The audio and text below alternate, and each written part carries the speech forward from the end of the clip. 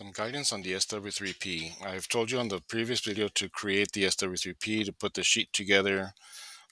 Text, you, depending on what you're going to do, but as far as general notes, you do put that usually in paper space. And as far as the height of the text, it is at a 0.08 height, and that's a uniform text height that we use throughout, and we do that for most all notes, everything at 0.08. Okay. So, and same thing here, and it doesn't have to be done this way, but what I've asked you to, and we've done it in some cases, it depends on who you work for in industry. Some people are very particular on where they want you to put text. But in most cases, it's okay to put the text on top of the viewport and not necessarily in model space. Like I did ask you in this video to put a lot of your symbols as far as the construction entrance and exits and the staging area in paper space. I'm sorry, model space. And then on paper space, you just put the text and notes on top of the viewport, not necessarily inside the viewport. Okay. So I think we got through that one, and then most of you guys have done pretty well with that. Now, um, as far as the details, in the details, I'm gonna show you how to work with these. Like this is the sediment, the sock, or the, what is it called, the inlet. Let me go back over here. The silt sock inlet protection. So that's what this one is here. Now it is different. I did give you guys this one as an example. As far as a go by, but I will tell you our inlet is different. So it depends on how much time you have. Most of the time you can leave these generic, but for me, I do want these to be done more specific to our project and to scale. So let me show you how we're going to do that one in this case. Now, before we get too far, notice that this one says proposed flume and inlet. It's actually a typo. A flume does exist, but we don't really have a flume that we're protecting in this case.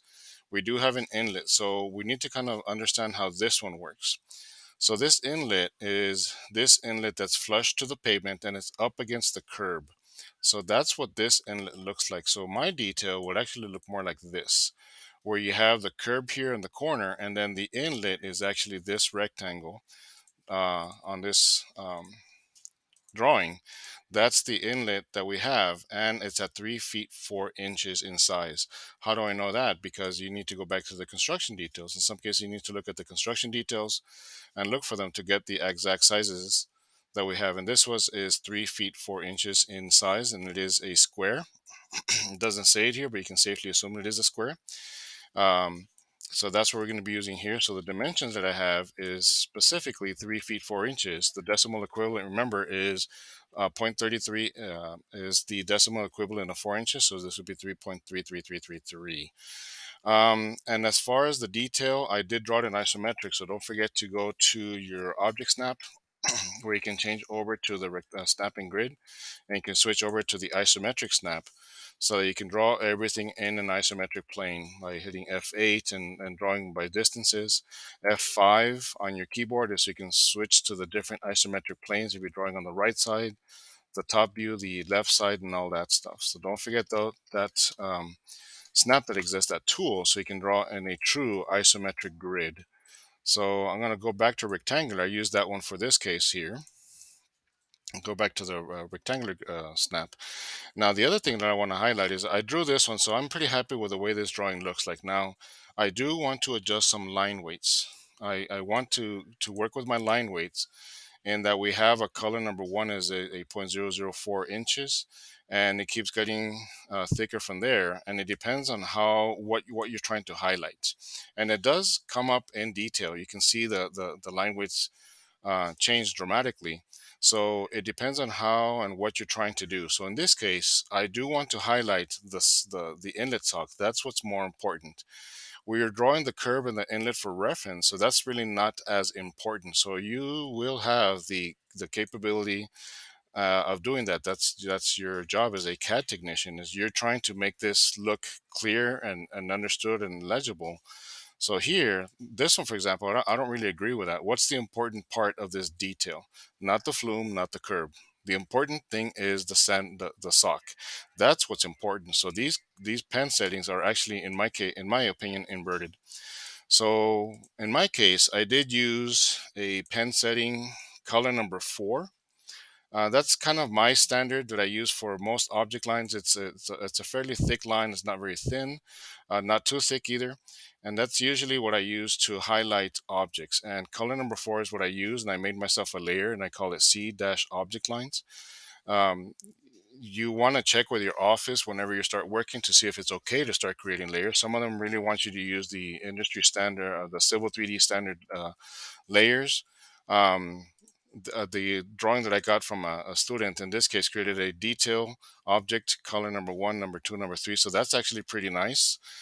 For this demonstration, I just created one called object lines. You're welcome to do this if you want to. Of course, 1, 2, 3, 4, 5 all aligns itself with our pen settings. So, there really isn't a law as far as how layers are created. I just like to create one layer and then just change the colors as needed. If you want to do this, you're more than welcome to. It's really however. Or once you start working in industry, they might tell you how to develop your layer structure. So you got to be careful with that. Some engineers and managers out there are very, very particular about their layers. So just be careful with that. In my case, if you want to create one layer, that's fine. But what I want to do is I want to de-highlight, and what I mean by that is make it thinner, the curve and everything else. So what I'm going to do is I'm going to change that color from a color 4 to, actually I might go as light as a color number 2, which if I'm not mistaken is yellow. So I'm going to select this information here. This is not what's important, so I'm going to change that over, and I'm going to change that to yellow. So I'm going to have to go to PR for properties, and the color of the items that I highlighted, I'm going to change that color from by layer, and I'm going to force it to be yellow. So it's still going to stay on the object lines. The by layer color, of course, is cyan because that's how it's defined in the layer itself. But I'm going to force those to be yellow because that way, when I plot it, you'll notice, and even just looking at the screen right now, the cyan is going to be darker. How do I know that? Because that's what my pen settings are. Depending on how long this video is going to be, hopefully I can show you a preview of it, of what that would look like.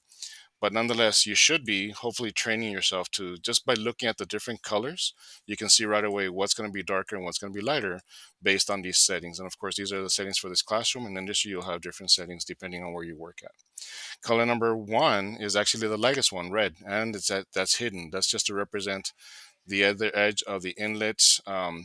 These edges here that would essentially be hidden. And I really do need to hatch this thing right here, but I'll let you do that on your own. But that's really what that one looked like. The little section view. It's kind of like a section of the sock.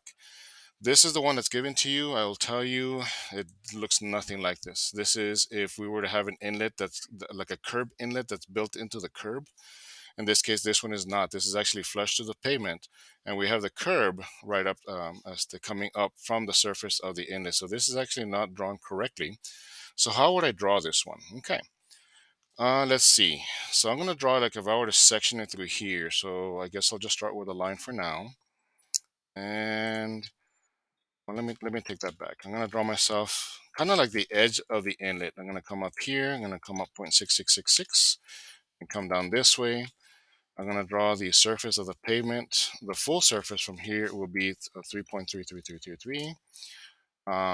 Back to here and offset the 8 inches. And then this will be the inlet opening. We would actually have the curb back over here, 0.5, 0.5, and then that will be the curb here along the back of the inlet, and then we would have pavement coming this way, and then that's an offset of 1 foot for the pavement. So and the curb beyond, I guess we'll go ahead and draw the curb beyond. That's like on the back, like if we're looking at it here this way, and we'll see the curb towards the back, and then the sock is a 12-inch diameter. So I'm going to draw myself I'm going to go from this edge here up 0.5, 6 inches, and then draw a circle, a diameter of 12, or radius of 0.5. It's a diameter, it ends up being a diameter of 12. And then if we look at the detail that was given to us, it kind of makes sense in that sock. It looks like kind of like collapsed a little bit. And what is a sock? You really should start detailing or Googling some of this stuff. That's what this is. And what that sock does is during construction, any silt and dirt will actually, when it rains, any silt and dirt that's carried by rainwater, before the water gets to the inlet, it actually gets filtered through this, and this sock would actually collect dirt, debris, grass, and enter before it goes into the inlet and essentially becomes a waterway, and then we start polluting our water. So that's what these are. Okay, no, it is not this kind of sock, but that's what came up when I did the search. But that's what it looks like. So hopefully that gives you a better idea of what we're drawing. So as far as that drawing, um, it's not going to be a perfect circle. You can leave it a perfect circle, but hey, there's nothing wrong with being a little bit more artistic. So let's just not make it a circle, and it should be flat a little bit at the bottom. Roughly, I have this as a guide. I'm still going to draw it, roughly. Let's see. They're not perfect. Some of them actually get kind of distorted after they use them several times. Kind of like that, and then nearest to here, and then close that polyline CL. And that's what that would look like. I'm going to erase this one, and then I'm going to p-edit this guy here and give it a fit. Oh, that looks ugly. I'm going to change that over to a spline. There we go. That looks a little bit better. So that's what our sock would be, and then I'll just trim this back here. And as far as the inlet, once again, where did I get that information? It's on the construction details. What does the inlet look like? It's this one right in here. So if you notice, it's 3 feet 4 inches from edge to edge, 8 inches and 8 inches. Once again, this is not drawn to scale, so that's why mine looks a lot different, because it is being drawn to scale. So that's really what I want to make sure that we understand, is that there's a purpose in drawing things to scale, because that way they look a lot more realistic. It does look fairly different. Okay. Oh, and then as far as that grate, that's that heavy duty grate that goes on top. I could have drawn it on the on this view over here. It just depends. I think this is where very well understood. But if you want an engineer that tells you that, no, we need to draw the little grates, you'd have to get more information on that. We don't have it. You could probably Google it. I think there's a specification on that detail that you can use, and it gives you a product number and all that. But nonetheless, for me, just a little circle would be good enough for me. Okay, so let's finish up our detail here. And this is the inlet, and the grate, the depth of the grate doesn't really tell us. So I will tell you, in very few instances you can actually make it up. I'm just going to draw this part here, and I'll be honest with you that I kind of make up a little bit of things in industry as far as what we do in the drawings, but I'm telling you, very, very little. Do not make up half of the stuff you're doing. I'm talking very, very little, like maybe one or two things in a project that I have to kind of just guess and just go with it. I don't think it's very critical. It's just a representation of the little grates. Plus, not only that, this is important as the sock. So once again, I'm going to go here, change the colors of this guy, PR for properties, change the color over to something lighter. What's important here is just this part here. And to be honest with you, I could probably even erase the rest of this. I would hatch the pavement in here solid and just make it look a lot better. So I'll let you guys finish up that little detail here on your own. Make it look nice. So the other thing is, and actually I'm going to go even lighter than the green. I'm going to go as light as color number 2. Okay, so the other thing that I want to do is start setting these to scale. So as far as scale, and we have the construction entrance, same thing. You draw what's important. Really, the important thing here is the construction. It's actually the construction exit is what's important. So I'm going to put that to a different color. And I'm going to make that yellow once again. The important thing is actually the rock. What is a construction exit? The construction exit, if you were to Google it, you would actually see this type of thing, where it's just a bunch of rock that they put. It's only during construction also. And what this rock does is that whenever you have a truck that's exiting, because it is specifically an exit, when the truck is exiting the rock, you got to think about driving over rocks. It's going to make your truck shake a lot. And what does the shaking does? It shakes the dirt off the truck. And when it drives off to the street, you notice it's a lot less dirt, hence less pollution. So that's what that is. Okay. So going back to this one, I'm going to go back to the layout, and I'm going to set myself a viewport. Don't forget that as far as the viewport, we should have a viewport layer. It's under C, annotative view frame, and the view frame, if you may remember, is a no plot layer. So I'm going to create my viewport on that layer. Okay. And we're going to set it to scale. Now, as far as the scale is concerned, I'm thinking of a good scale. It can't be the same scale as this guy. That's set at 1 to 20. We can't really do that. It's going to be way too small. Way, way too small. So we need something bigger. 1 to 10 maybe. Still too small. Let's go maybe 1 to 5. We need that bigger. Really, the only option we have for now is a 1 to 1. And that might be okay. I think it's going to be a little bit too big. So a 1 to 2 or 1 to 3 would be good. Now, what scales am I going to pick? Remember that you can't just make up numbers. I'm working with civil engineering scales. You really have to look at the civil engineering scale. We have some in the classroom. You're welcome to see one if you wanted to. But the civil engineering scales, this is probably the best image. On all sizes has a 10, a 50, 40, 20, a 30, and this isn't showing it, but we do have a 60. So really these are the only 6 scales that we can work with, meaning it's a 1 inch equals 10, 1 inch equals 20, 30, 40, 50, 60. Again, I'm not sure why this is not showing it, but you can also make it 1 inch equals 1 foot, 1 inch equals 2 foot, 3, 4, 5 feet. Or 6. Once this is not showing it, but those are the scales that we have. So you can't just make up one and call it 1 inch equals 12 because it doesn't exist. You have to go with one of these. 10, 20, 30, 40, 50, 60, or 1, 2, 3, 4, 5, 6. So let's see. The 5 was too small and the 1 is too big. So let's go ahead and make our own. You can't use these are more mechanical. We have to specifically use these, and I'll show you why right now. When I go to these scales, we have the 1 inch equals 1 foot. Remember, we work with decimal feet. 1 inch equals 1 paper inch. Remember, this is paper space, is 5 drawing feet in model space. So let's say I want to try a 1 inch equals 3.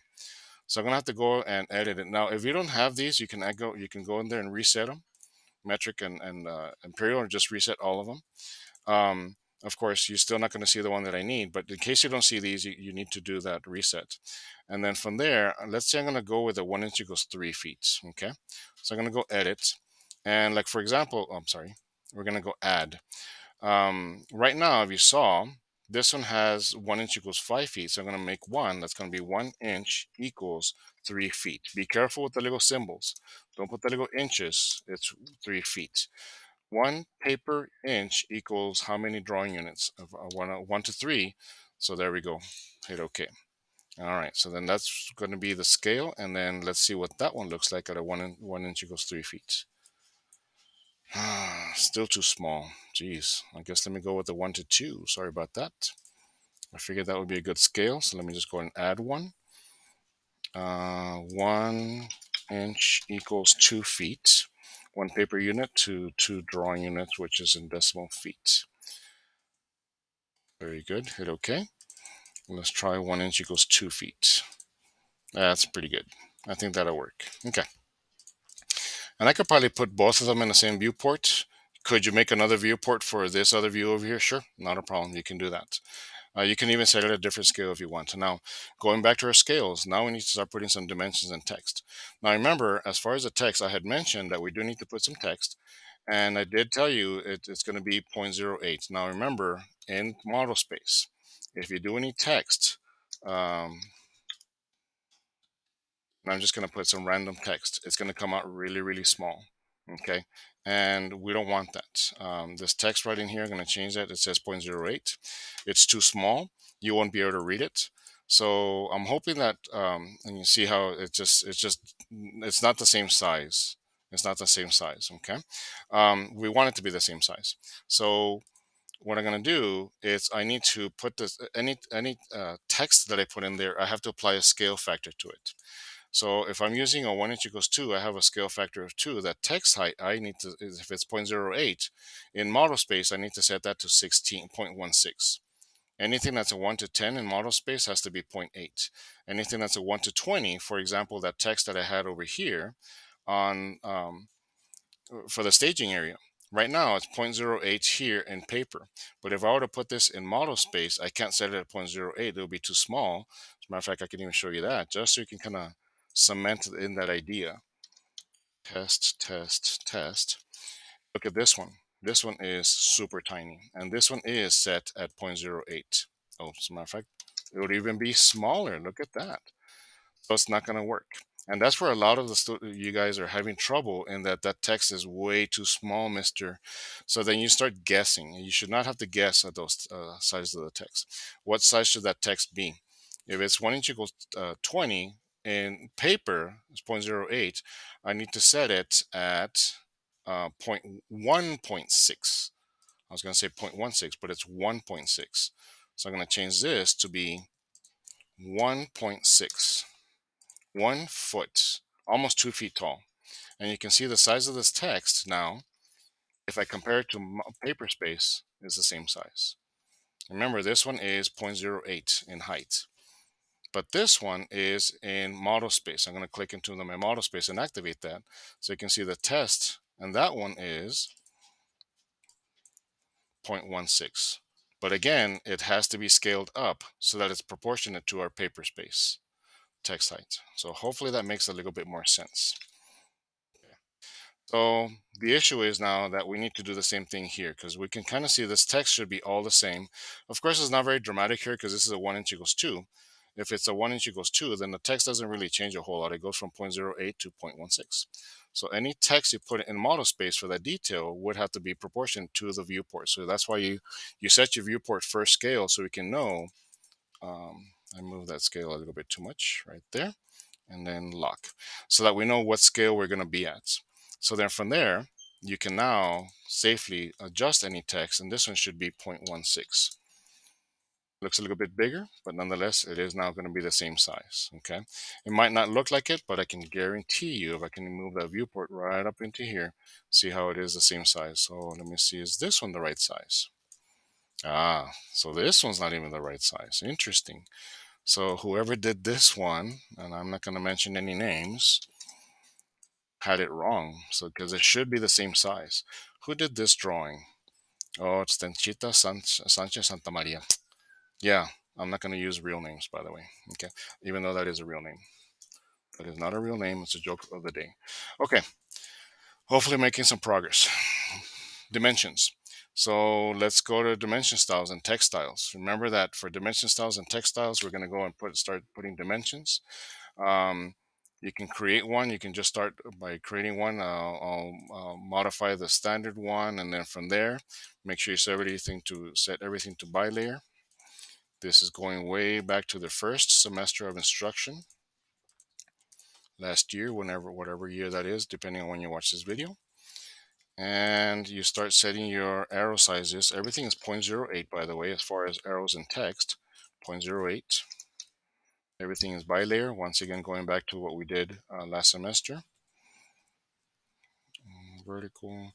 Primary units, we're working with decimal feet, usually 2 decimals.